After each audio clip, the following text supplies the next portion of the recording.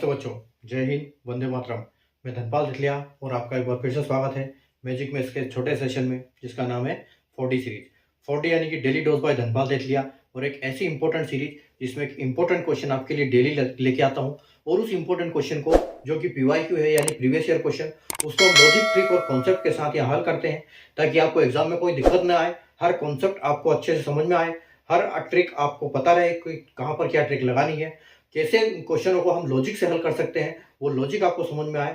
तो इसीलिए मैं क्वेश्चन आपको लाता हूं, हम उसको लॉजिकली यहाँ पर करते हैं, अगर वो लॉजिकली हो सकता है तो ठीक है।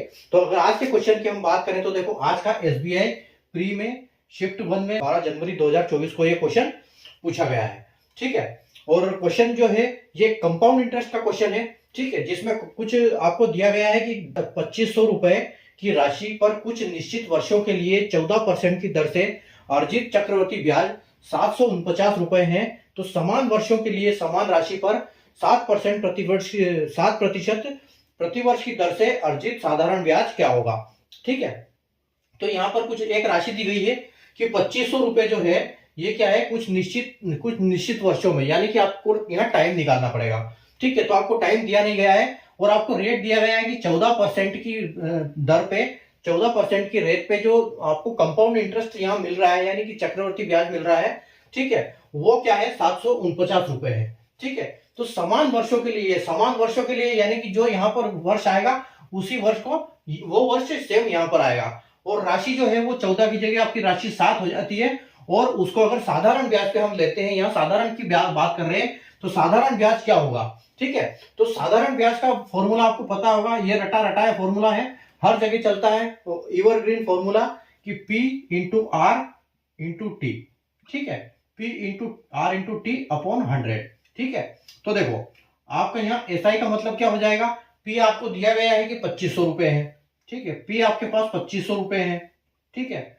R आपको दिया गया है कि 7 है, ठीक है, और जो टाइम दिया गया वो टाइम आपके पास है नहीं, ठीक है, टाइम आपके पास है नहीं, और जो यहाँ पर 100 आएगा तो वो 100 तो फिक्स है, ठीक है। यानी कि आपको ये सबसे पहले चाहिए यहाँ पर टाइम। जब तक आप टाइम नहीं निकाल पाओगे तब तक आपसे ये सवाल नहीं बनेगा, बाकी इसमें कुछ नहीं है अभी, ठीक है। तो इसके लिए हमको क्या करना पड़ेगा, देखो यहाँ पर दिया गया है कि 2500 रुपए की राशि कुछ निश्चित वर्षों के लिए 14% की दर से अर्जित चक्रवर्ती ब्याज रुपए 749 है, ठीक है। तो ये हमको पता चल गया कि यहाँ पर जो इंटरेस्ट है, देखो यहाँ पर जो इंटरेस्ट मिला है 749 रुपए, ठीक है, 749 रुपए इंटरेस्ट मिला है, और ये किस पे मिला है, ये CI पे मिला है, यानी कंपाउंड इंटरेस्ट पे, चक्रवर्ती ब्याज, ठीक है। तो 749 आपका इंटरेस्ट दिया गया है, और आपका जो रेट है वो 14% दिया गया है, ठीक है, और आपका जो प्रिंसिपल दिया गया है 2500 रुपए, ठीक है। अब आपको निकालना क्या है, यहाँ पर आपको टाइम क्या पूछा गया है, ठीक है। तो जब इसका टाइम निकालोगे तो वो टाइम आपको यहाँ रखना है, और उसके हिसाब से फिर इसको सोल्व करना है, फिर जो आंसर आएगा वो आपका आंसर होगा। तो देखो अब इसको हम क्या करेंगे, हम इसको लॉजिकली करेंगे, ठीक है, इसको हम लॉजिकली करेंगे कि 25% हमारे पास प्रिंसिपल है, 14% की दर है, तो कितने साल में ये 749 बन जाता है इसका ब्याज, वो हम देखेंगे। तो देखो हम क्या करेंगे, देखो कभी भी आपको कंपाउंड इंटरेस्ट निकालना है तो ये 2500 रुपए है, ठीक है। अब देखो 2500 रुपए है और हमको रेट दिया गया है 14%, ठीक है।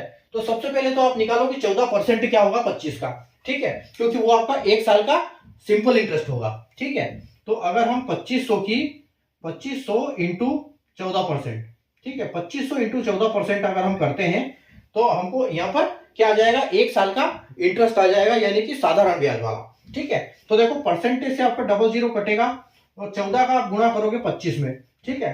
तो 14 का अगर 25 में आप गुणा करते हो तो आपको मिलेगा 350 रुपए, आप बोल सकते हो, ठीक है। तो इसका क्या आएगा 350 रुपए, ठीक है।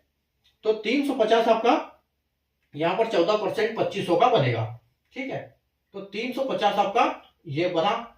उसके बाद देखो 350, और उसके बाद फिर आपका कितना होगा, फिर 1 साल का, अगर ये 1 साल का है तो यहाँ पर तो 749 की राशि है, तो 1 साल का अगर उतना है तो दूसरे साल का कितना होगा, ये 350। तो देखो 2 साल का जो साधारण ब्याज है वही 700 रुपये हो जाता है यहाँ पर, सिर्फ बात है अभी 49 रुपए की। तो 49 रुपए की आपको जैसे पता होना चाहिए कि जब साल का कंपाउंड इंटरेस्ट में जब दूसरा साल भी जुड़ेगा तब इस 350 के ऊपर भी ब्याज लगेगा, इस 350 के ऊपर भी ब्याज लगेगा। तो हमको क्या करना पड़ेगा, इस 350 का भी हमको 14% निकालना पड़ेगा। ठीक है, इसका भी 350 का 14% लगेगा, क्योंकि अगले साल फिर ब्याज का ब्याज लगेगा कंपाउंड इंटरेस्ट के केस में, यानी चक्रवृद्धि ब्याज के केस में। ठीक है, तो देखो आपको ये 1010 चला जाएगा, और 10 हमारे पास नहीं है तो हम क्या कर सकते हैं, ये इन दोनों के बीच में पॉइंट लगा सकते हैं। अब 14 का 3.5 गुना, ठीक है, 14 का 3.5 गुना कितना होता है, यानी 14 तिया 42 हो जाएगा। देखो आपको ऐसे कैलकुलेट कर देना है, 14 तिया आपका 42 हो जाएगा। ठीक है, और आधा यानी कि प्लस 7 इसमें जोड़ दो। ठीक है, तो कितना हो गया, ये 9 और 4 49। तो अगर यहां पर आप प्लस 49 कर दोगे और इस 3.5 को भी आप यहां ले आओगे, ठीक है, तो आपको क्या बन गया, ये 9 5 5 10 और 4 14, और एक यहां पर आएगा 3 और 3 6 और 1 7, यानी कि ये जो आपका साधारण ब्याज है, ये जो एसआई है, ये कितने साल के लिए है, ये है 2 साल के लिए। ठीक है, तो यहाँ की आपको मिल गया 2 ईयर्स। तो आपका जो टाइम है यहाँ पर क्या चल रहा है, 2 ईयर्स, 1 साल और दूसरा साल। ठीक है, तो अब आपको क्या करना है, सिंपल, अब आपको सिर्फ यहां करना है, टी की जगह पे आपको सिर्फ दो लगा देना है और इसको आपको सोल्व कर देना है। ठीक है, तो यहां पर आपका सिर्फ 2 आ जाएगा, तो आपका साधारण ब्याज निकल जाएगा इसके ऊपर। ठीक है, तो देखो 00 से ये 00 गया। ठीक है, उसके बाद 7 दूनी 14 हो गया, और 14 इंटू 25 जो हमने अभी कैलकुलेट किया था 350, यानी कि 350 रुपए आपका इस पे सिंपल इंटरेस्ट लगेगा। तो जो 700 यहाँ पर 2500 रुपए धनराशि है, जो कि 14% की दर में, 14% की दर से 2 साल में 749 रुपए हो जाती है, और उसी राशि को 7% प्रतिवर्ष की दर से अगर साधारण ब्याज अर्जित करना है उसके ऊपर, तो 350 रुपए उसका आंसर आएगा।